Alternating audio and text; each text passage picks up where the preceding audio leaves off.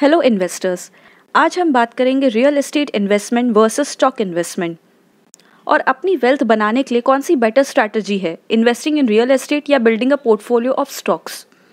तो real estate investment का मतलब है कि आप एक प्रॉपर्टी में इन्वेस्ट कर रहे हो या रियल और टैंजिबल एसेट्स में जो कि लंबे समय तक के लिए होते हैं। जब आप रियल एस्टेट में इन्वेस्ट करते हैं तो आपका गोल यही होता है कि आप आज पैसे डाल रहे हैं तो आपको फ्यूचर में उससे और ज़्यादा ही मिलेगा। रियल एस्टेट इन्वेस्टिंग काफ़ी सिंपल हो सकती है अगर आप उसके रिस्क, इकोनॉमिक्स और बेसिक समझ ले तो। लेकिन ध्यान रखने की बात यह है कि सिंपल मतलब आसान नहीं होता। अगर आपने कोई गलती की तो उसके कॉन्सिक्वेंसेस हो सकते हैं, छोटी इनकन्वीनियंस से लेकर मेजर डिजास्टर्स तक। वहीं दूसरी ओर स्टॉक इन्वेस्टमेंट का मतलब है कि आप एक कंपनी में इन्वेस्ट कर रहे हैं उसका शेयर खरीद के, और जब वो अच्छे प्राइस पे आए तब उसको बेच के प्रॉफिट कमाएं, जो कि बहुत ही इजी और क्विक तरीका है। आप उस कंपनी का एक टुकड़ा ओन करते हैं। जैसे जैसे कंपनी ग्रो करेगी वैसे वैसे आपको उस स्टॉक पर रिटर्न मिलता रहेगा। हिस्टोरिकली देखें तो स्टॉक्स ने अपने इन्वेस्टर्स को बहुत रिटर्न्स डिलीवर किए हैं, लेकिन वो नीचे गिरता भी है, जिससे इन्वेस्टर को ये ध्यान रखना चाहिए कि इसमें इन्वेस्ट करना रिस्की भी है। कुछ बहुत से बेसिक डिफरेंसेस है रियल एस्टेट इन्वेस्टिंग और स्टॉक इन्वेस्टिंग में, लेकिन आपको किस इन्वेस्टिंग से ज़्यादा प्रॉफिट मिलता है वो आपके ज़्यादातर टाइमिंग पर डिपेंड करता है। हालांकि टाइमिंग करना इम्पॉसिबल है जब आप कोई इन्वेस्टमेंट चॉइसेस ले रहे हो, लेकिन जिस टाइप की भी इन्वेस्टमेंट कर रहे हो अगर आप उसको अच्छे से समझ के करोगे तो वो आपके पैसे को बढ़ाएगा ही, और वो आपके लिए फाइनेंशियल सिक्योरिटी भी प्रोवाइड करेगा। तो पहला पॉइंट जिसकी हम बात करेंगे वो है कैश फ्लो। जब आप रियल एस्टेट में इन्वेस्ट करते हो तब आप फिजिकल लैंड या प्रॉपर्टी खरीद रहे हो। कुछ रियल एस्टेट में जब तक आप उसे होल्ड करके रखते हो तब तक आपको पैसे देने पड़ते हैं, वो भी हर महीने। जैसे कोई खाली प्लॉट हो जिसको आपको बेचना है, और जब तक वो बिके नहीं तब तक आपको उसके टैक्सेस और मेंटेनेंस पे करने पड़ते हैं। हालांकि रियल एस्टेट से जो रेंट आता है वो एक स्टेडी और रिलायबल कैश फ्लो प्रोवाइड करता है on a month two month basis, और आप प्रॉपर्टी खरीद के उसको रीसेल कर सकते हो हाई वैल्यू पे। ऑल्सो जब आप कोई टैंजिबल एसेट खरीदते हो तो आपको अपने इन्वेस्टमेंट पे ज़्यादा कंट्रोल फील होता है, जो कि आपको किसी कंपनी का छोटा सा टुकड़ा एज अ शेयर खरीद के नहीं होता। स्टॉक इन्वेस्टमेंट से जो कैश फ्लो आता है वो प्रॉपर्टी को रेंट करके जो कैश फ्लो आता है उससे अलग होता है। ज़्यादातर स्टॉक से जो कैश आता है वो लंबे समय में जब आप उसको बेचते हो तब आता है। हालांकि जो स्टॉक होल्डर है वो कैश स्टॉक के डिविडेंड से भी कमा सकता है, और आप उस डिविडेंड को भी री इन्वेस्ट कर सकते हैं। जब कोई कंपनी आपको कैश देती है उनके स्टॉक्स ओन करने के लिए, जिससे आप और स्टॉक्स खरीदते हो, तो टाइम के साथ आपके पास और शेयर्स होंगे और कैश डिविडेंड भी ज़्यादा ही होगा। एक स्टॉक के लिए बहुत आसान होता है ओवर वैल्यू अंडर वैल्यू होना। इन्वेस्टिंग करने से पहले कंपनी को पूरा पढ़े, ये भी देखे कि वो अपने प्रॉफिट में से कितना डिविडेंड दे रही है। अगर 60% प्रॉफिट का डिविडेंड दे रही है कोई कंपनी, तो हो सकता है जब मार्केट में अनएक्सपेक्टेड चेंजेस आए तो उसके पास इतने पैसे ना हो उसको कवर करने के लिए। कंपनी के बोर्ड ऑफ डायरेक्टर्स डिसाइड करते हैं कि कितना पैसा प्रॉफिट का री इन्वेस्ट होगा एक्सपेंशन के लिए हर साल, और कितना कैश डिविडेंड्स में जाएगा। अब दूसरा पॉइंट है एक्सेस। रियल एस्टेट में बहुत पैसों की ज़रूरत होती है अपफ्रंट इन्वेस्टमेंट के लिए, और साथ साथ उसके मेंटेनेंस और इम्प्रूवमेंट्स के खर्चे के लिए चाहिए होते हैं। रियल एस्टेट इन्वेस्टमेंट से अपने पैसे निकालना जब आप रीसेल करते हैं तब बहुत डिफिकल्ट होता है उन स्टॉक्स से जो कि एक क्लिक से बाय या सेल होते हैं। आपको स्टॉक्स में इन्वेस्ट करने के लिए ज़्यादा पैसों की ज़रूरत नहीं होती। कुछ म्यूचुअल फंड्स और इंडिविजुअल स्टॉक से ही आप इन्वेस्टिंग की शुरुआत कर सकते हैं। अब थर्ड पॉइंट यानी लिक्विडिटी की बात करते हैं। लिक्विडिटी का मतलब होता है कि आप अपना कैश किसी इन्वेस्टमेंट से कितनी जल्दी निकाल सकते हो। इस डेफिनेशन से तो पता चल ही गया होगा कि स्टॉक ज़्यादा लिक्विड होते हैं रियल एस्टेट से। रेगुलर मार्केट आवर्स के टाइम आप अपनी एंटायर पोजीशन सेल कर सकते हो कुछ ही सेकंड्स में। इससे आप अपने इन्वेस्टमेंट को जब चाहे तब निकाल सकते हो। लेकिन जब आप एक पीस ओन करते हो रियल एस्टेट का और आपको उसको बेच के कैश की ज़रूरत हो, तो उसमें कम से कम कुछ महीने लग सकते हैं। आपको रियल एस्टेट को पहले महीनों तक के लिए लिस्ट करना पड़ता है या फिर सालों तक, जब तक आपको कोई बायर नहीं मिलता। और जब आपको बायर मिलता है तब तक आपकी प्रॉपर्टी को उस बायर तक पहुंचने में बहुत से डॉक्यूमेंट से गुजरना पड़ता है, और ये सब होने के बाद आपको आपके पैसे मिलते हैं। अब इससे हम आते हैं नेक्स्ट पॉइंट पे, जो कि है वॉलेटिलिटी। रियल एस्टेट इन्वेस्टमेंट को बेहतरीन इन्फ्लेशन हेज माना गया है लॉस से बचने के लिए, क्योंकि इन्फ्लेशन के साथ होम्स की वैल्यू और रेंट भी इंक्रीज होता है। हाउसिंग मार्केट में स्टॉक मार्केट जैसी वॉलेटिलिटी नहीं होती। आपकी अर्निंग पोटेंशियल वो नहीं रहती, लेकिन आपके पैसे बढ़ते ही है मोस्ट ऑफ द टाइम। कभी कभी कुछ एरियाज में रियल एस्टेट के भाव गिरते हैं, लेकिन उसमें भी सालों लगते हैं। बहुत से इन्वेस्टर्स जो ये पहले से देख लेते हैं, वो अपने पैसे खोने से पहले ही इन्वेस्टमेंट को बेच देते हैं।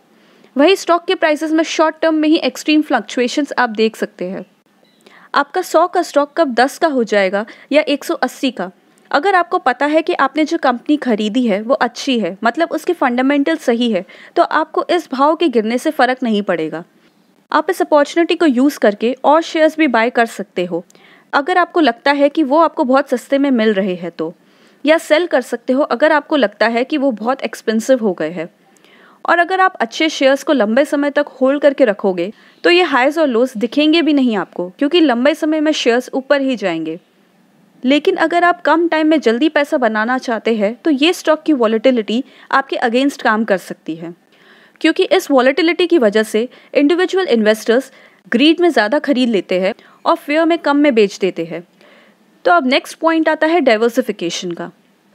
डाइवर्सिफिकेशन का मतलब है कि आप डिफरेंट एसेट्स में इन्वेस्ट कर रहे हो, अलग अलग सेक्टर्स के, जिससे आपका रिस्क कम हो जाए। दोनों रियल एस्टेट और स्टॉक्स लॉन्ग टर्म में फाइनेंशियल गेन्स देंगे, लेकिन दोनों रिस्क के साथ आते हैं। उस रिस्क से बचने के लिए और उन पोटेंशियल गेन्स का फ़ायदा भी उठाने के लिए आपको अपने लिए वो राइट इन्वेस्टमेंट स्ट्रैटेजी चूज़ करनी पड़ेगी जो आप जितना डाइवर्सिफाई कर सके करो। आप स्टॉक्स में ज़्यादा आसानी से डाइवर्सिफाई कर सकते हो रियल एस्टेट से, स्पेशली म्यूचुअल फंड्स में। आप बहुत सी कंपनीज के स्टॉक खरीद सकते हो, तो अगर एक में भी नुकसान होता है या वैल्यूज़ गिरती है तो आपके पास और भी कंपनीज होगी फ़ायदे के लिए, जिससे आप पैसा बना पाओगे। म्यूचुअल फंड्स बहुत केयरफुली स्टॉक्स को चूज़ करते हैं ताकि जो फंड्स है वो प्रॉपरली डाइवर्सिफाई हो। जब आपके पास फंड्स हो तब आप रियल एस्टेट में इन्वेस्ट कर सकते हो, लेकिन ज़्यादा से ज़्यादा कुछ प्रॉपर्टीज़ ही खरीद पाएंगे। रियल एस्टेट में इन्वेस्ट करने के लिए लोकेशन मैटर करती है।